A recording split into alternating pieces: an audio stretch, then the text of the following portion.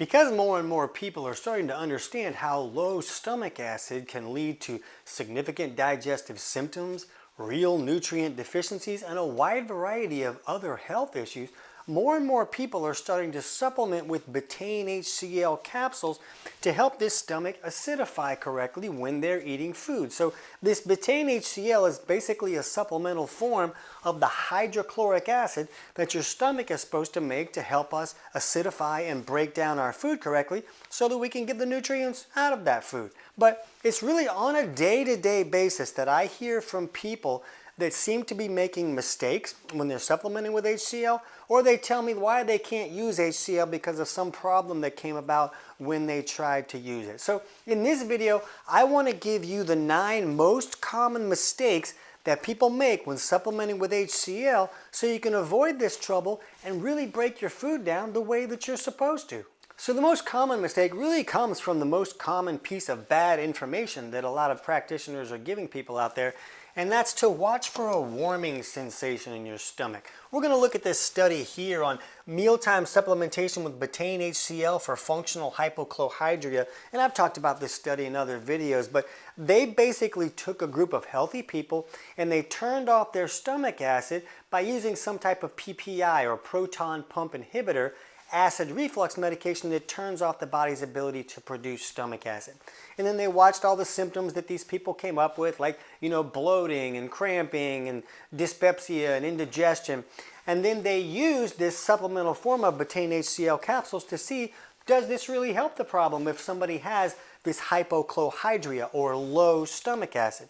And they found that it really helps significantly. But as they go through this study and they help people understand how they use this, they also talk about, well, you want to start with 1 capsule and then increase the capsules that you're using until you feel like a warming sensation or some type of discomfort. Then you reached a dose that was a little bit more than what you needed, so you should back down to before you felt that warming sensation or discomfort. The reality of the situation after helping clients do this for 20 years now is that the warming sensation almost never shows up. I think probably 10% of the people feel that, and that's just because this acid coming into the stomach is part of what helps the stomach generate that mucus barrier. So the more acid that comes in there, the more the body has the ability to create this barrier, and the people never really feel this warming sensation. So don't look at this as, oh, I need to wait for this. I got to keep increasing my capsules until I feel this.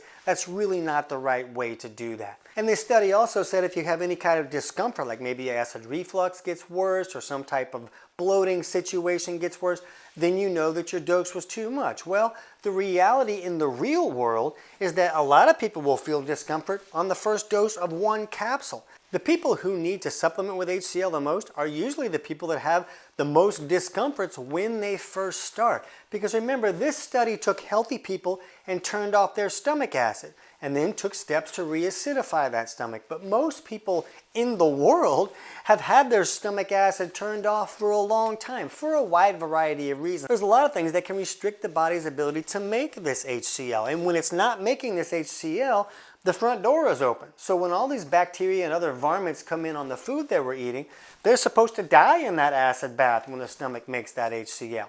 But if that's not happening, they come in and they set up camp in the stomach, they set up camp in the small intestine, and then it's this overgrowth of bacteria or some other type of varmint that has the ability to really magnify a lot of symptoms when someone first starts using HCL. We're going to talk about symptoms here in a few minutes, but I just like to make sure people understand that the people who need this the most are usually going to be the most likely to have some type of discomfort come up when they first start. And that's not a sign that they don't need it. That's usually a sign that they might need to fix some situations before they qualify to use the HCL. But let's look at mistake number 2, which is starting HCL while consuming starches or sugars. And if somebody does have some type of overgrowth like we talked about, consuming carbs or sugars can really activate that bacteria and kind of jack them up a little bit and get them more active. So if you put acid in there, but it's not yet enough acid to trigger this lower esophageal sphincter at the bottom of the esophagus to close the way that it's supposed to once this stomach acidifies, then you're likely going to get a really magnified reflux situation. A lot of people will say, oh, I never had reflux and now I have heartburn now that I took this HCL. I must not need it. I must be putting too much acid because now I'm getting reflux. Acid reflux is actually usually caused by not enough stomach acid. It's not usually too much stomach acid like advertisers want us to believe. We need enough in there to trigger that valve to close. But if someone doesn't have enough and they just put a small amount in there, now that small amount is going to come back up and increase the amount of acid that's coming up and magnify their reflux symptoms, or give them reflux when they didn't have that. So when people start using HCl, we like them to do that with just like protein and maybe green, low starchy vegetables and see how do they do. Do they do okay? If they don't have magnified reflux, then they can increase the amount of carbs that they're having once they figure out the full dose of HCl that they want to use. We'll talk about that in just a second. So it's okay to use starches and carbs with HCl, but when you're first starting, you want to avoid that, just not to magnify symptoms. Another big mistake is that people use it without protein. We really want to consume protein when we're using HCl because that's when we really need that increased stomach acid to help us break down protein. So if you're consuming a meal that doesn't really contain protein, you don't want to supplement with HCl because that could create some discomfort. You might get more acid than you really need, which could create some discomfort. So we don't want to use it with things like snacks or protein shakes. A protein shake is already broken down. You don't need more HCl to break that down. And also keep in mind that proteins that are easier to digest, like maybe eggs and white chicken breast, that's usually easier to digest than a steak or some of these darker animal proteins. So a person might end up needing less HCl capsules with these easier to digest proteins. So just keep that in mind. Mistake number 4 is not using enough HCl. They'll just read the bottle, oh, take a capsule with this meal. And they're like, oh, I did that and it didn't work. It didn't fix anything. I don't feel any better. Well, a lot of times this overgrowth is putting out alkaline waste byproducts. And it could really be making the stomach very alkaline. So when you put these HCl capsules in there, that alkaline waste is neutralizing those acids. So even if you move up to 3, 4, 5 capsules, there could be enough alkaline waste in there to neutralize all that acid, and 5 capsules might be as effective as 1 or even none. So we really want to understand that 1 capsule is usually not going to be enough for most people with digestive symptoms. When there's symptoms showing up, that low stomach acid is really creating a lot of trouble. And it can create trouble in other areas of the digestive tract as well. But most people need to work up to a higher dose. So this study, and I'm going to link this study in the description below so that you can dig into this a little bit further. And I'll also link our video on how much Betaine HCl should I use that really talks about how to figure out the right dose for you. I'm not going to dig all the way into that here. But the study says to just keep increasing until you get to a dose where you feel that warming and then back off. But they also say about 3,000 milligrams is about as much as you want to use. And that's where we cap clients off. Most capsules have about 500, 550 milligrams of HCl in them. And we cap off at 5 capsules because it seems that the body makes about 2,500 milligrams of HCl per meal when it's working correctly. So we like to work people up to 5, and if that's not enough to really acidify and fix bloating or fix acid reflux, then we usually have them take other steps to reduce some type of overgrowth or whatever is alkalizing the situation and not allowing that HCl to acidify correctly. So mistake number 5 is not fixing both sides of digestion.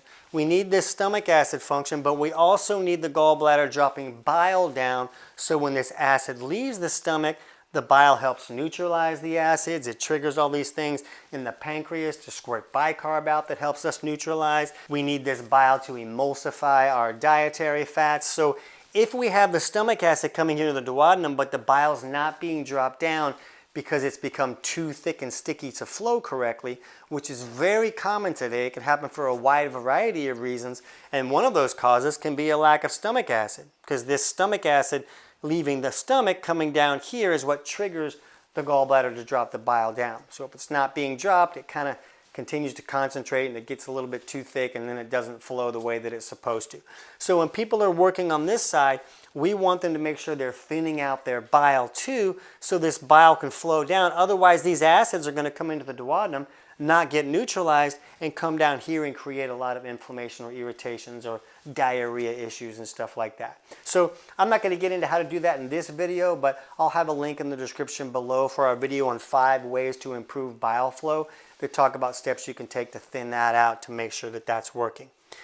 Mistake number 6 is not fixing some type of overgrowth, either in the stomach or the small intestine, that usually gets in because of the lack of stomach acid that was there. But if a client already has a lot of digestive symptoms and bloating and indigestion and dyspepsia and reflux, we like them to take some antimicrobial things to reduce this overgrowth a little bit. We'll use things like D-limonene, which is an orange peel extract, or maybe some celery juice or a mastic gum, and we'll have them use that for a few days before they introduce this HCl, so that it's not going into this crazy outlandish bacterial overgrowth. Now, it's going to take more than a few days to wipe out an overgrowth, but if a person knocks out a few layers, then they can usually add the HCl without creating a whole lot of trouble. And some people will say if you have like an H. pylori infection in the stomach, and some people even say if you have like SIBO, you should not use HCl until you wipe that out, because a lot of these bacteria can thrive off of hydrogen, and hydrochloric acid contains hydrogen. So like, oh, you're feeding all this bacteria, you're creating all this trouble. And we just don't view it that way. We're always going to have clients take steps to reduce whatever type of overgrowth is going on there.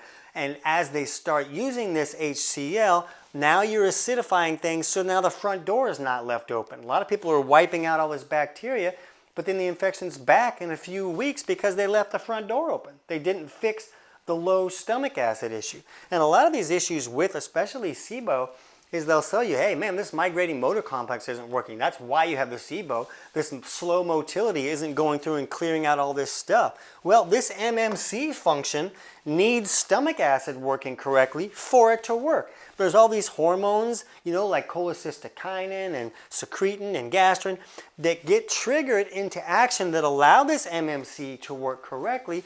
And a lot of those are triggered by the first hammer dropping. It's the stomach acid. It's the stomach acid being produced that allows all these other hormones to kind of tell the rest of the system that it's time to do their job. So if you're not fixing the stomach acid, you're not fixing this motility or MMC issues, and you're just going to have the issue come right back. So we usually do have clients, like we said, take steps to kind of start wiping out this overgrowth before you start the HCl. But after you've been doing that 3, 5, 7 days or so, depending on how significant the issue is, most people can start the HCl as they continue to take steps to wipe this out. Now, I'm not a doctor. I'm not giving anybody medical advice and telling them how many doses to take or any of this kind of stuff. I'm basically just a professional stand-up comic turned nutrition author, because when I lost my voice for 8 years and 23 different doctors couldn't help me figure this out, I had to dig for my own answers. So now, 20 years later, I've been teaching health professionals in more than 40 countries how to teach their clients how to fix the actual underlying causes of health issues instead of just covering up the symptoms. But we'll put this study down below so you can go through this and figure out the right questions to ask your doctor. Now, mistake number 7 is using pepsin with your HCl capsules. Most HCl capsules that you buy in the market will contain pepsin, because pepsin helps us break down protein. The problem is most people need to work up to a little bit of a higher dose of HCl, and when you put that much pepsin in the stomach, it can really create a lot of discomfort. Most people are making pepsin just fine, but the pepsin needs stomach acid to activate that pepsin. So it just needs the acid for it to work correctly. So we use an HCl that does not contain pepsin. They can be hard to find. I'll put the link in the description below so you can see the one that we're using. I'm not telling you that you need to use that, but I know you're going to ask. But you want to find one that doesn't contain pepsin. Now, if you have one that contains pepsin, you can take one of those capsules with however many other capsules that you need to get to the dose that you need. You just don't want to take more than one capsule with pepsin in it at a time, because that can create discomfort for a lot of people. Mistake number 7 is the timing. A lot of people will take the HCl before or after their meal. You really want to take it in the middle of your meal. You don't want to take it before, because when the food comes in, The change in the pH by the food raising that pH in the stomach and the sensations in the stomach trigger these other hormones that tell the body to start making this acid and do all these other things. You want those things being triggered, so you don't want to add the acid until the middle of the meal. And you don't want to put it in after the meal, because if a capsule gets kind of stuck in your esophagus and dissolves there, well, that's going to feel like heartburn. That's acid dissolving in your esophagus. So we like people to chase it with at least a bite of food. But the absolute biggest and the most common mistake that people make is misreading the reaction that they experience when they start to take HCl. They'll have some type of magnified symptom like we talk about, acid reflux, their bloating gets worse, they get more cramping or more discomfort in their stomach. And what's going on is this acid is now mixing with all that alkaline waste in the stomach or the small intestine from some type of overgrowth. And when the acid meets that alkaline waste, it creates like this fizzy mess, like if you were mixing baking soda and vinegar together. And that fizzy mess has the ability to create more gases and more pressure and push things back up or expand that intestinal tract and magnify bloating. So all of those usually don't mean that a person at HCl wasn't right for them. It usually means they need to reduce the overgrowth before they qualify to use that HCl. Now, if somebody has like, gastritis, burning type situations, then they don't want to keep using HCl. They want to take steps to allow that gastritis to heal up a little bit before they start the HCl. Interesting enough, gastritis and ulcers are usually caused by bacteria in the stomach that got there because there wasn't enough stomach acid. So we'll have a link in the description below for our video on gastritis, a different viewpoint that'll walk you through how to kind of correct that situation before you start supplementing with HCl.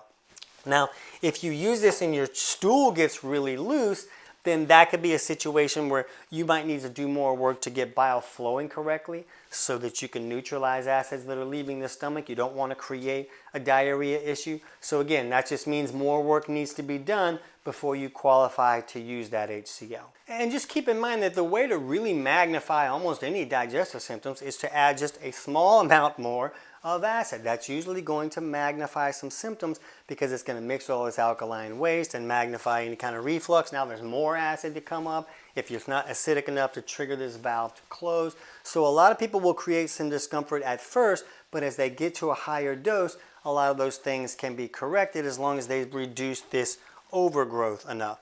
A lot of people also, they'll put in like 3 or 4 capsules and everything's fine, and once they get to 5, then it magnifies because the alkaline waste in there was neutralizing the 3 or 4, and once they got to 5, now they have a small amount of acid. So again, we've got to reduce that overgrowth and a lot of those symptoms will be corrected. So I hope that helps you avoid a lot of the biggest mistakes that we see people make. And we'll have some of our other videos in the description below on things like what if trouble comes up when I start using this, when should I stop using it, how can I help my body make more of its own HCl so I don't need to use these capsules anymore.